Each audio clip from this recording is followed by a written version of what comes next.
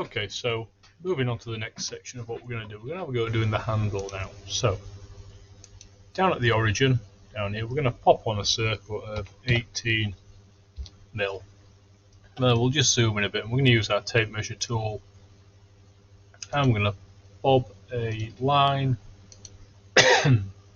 running off from there at 26.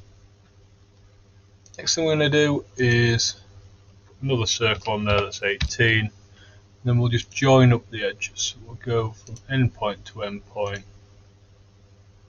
end point to end point, and just trim out the middle.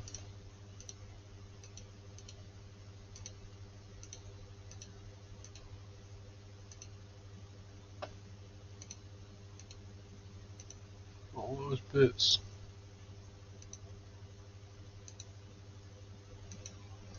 Right.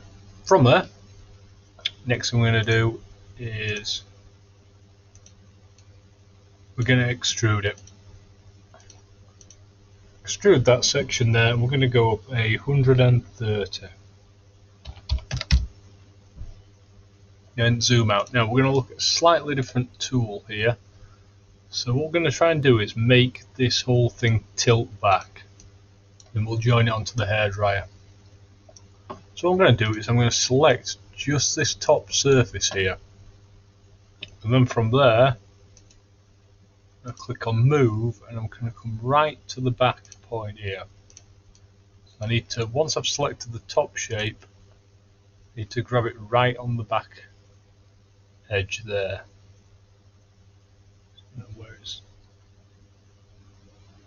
There we go.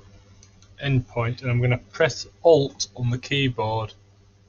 I'm just going to move that. What Alt will do is it will mean I drag in a straight line. I'm going to move that 30 by just typing into the keyboard and forcing it, and that creates a slant on the hairdryer.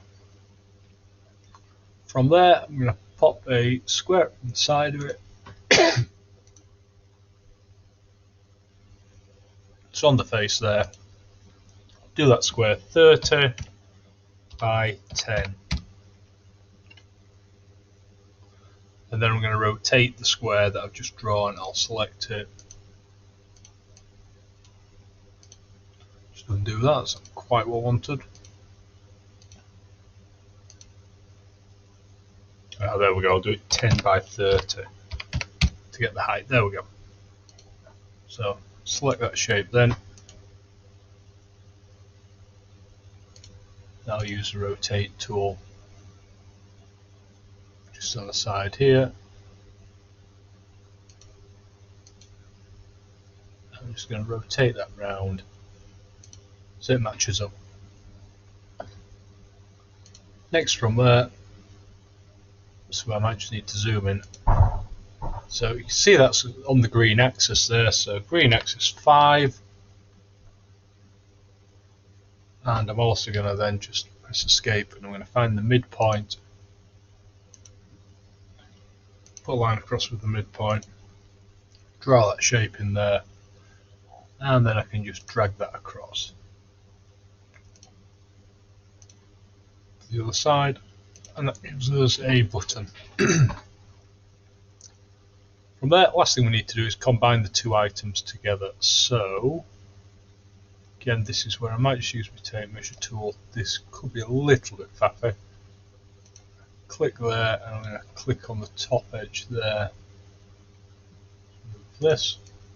So I've clicked on the red line, just give myself a base point that I know runs through. That looks alright there. And then I can use that as a guide. I'm actually going to put a little mark there. Let's use the pencil tool rather than the rule tool, which I want. So I'm just going to pop a little mark, a couple of millimeters in there, which will line up underneath down there. Select tool, I can get rid of that line then. And then from there, if I rotate around the screen using the tumble tool, I made that little point up there. I'm going to grab that top item, the hairdryer, select that. I'm going to zoom in and grab it at that point there. So using the move tool, grab it there, and then I'm just going to rotate it round, line up down onto there.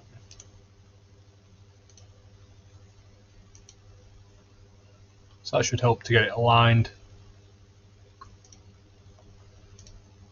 And obviously we've got a slight gap there because of the shape of this curve. Don't worry, because we're going to finish that now by just moving the whole thing down. By just grabbing that surface and just sliding it down.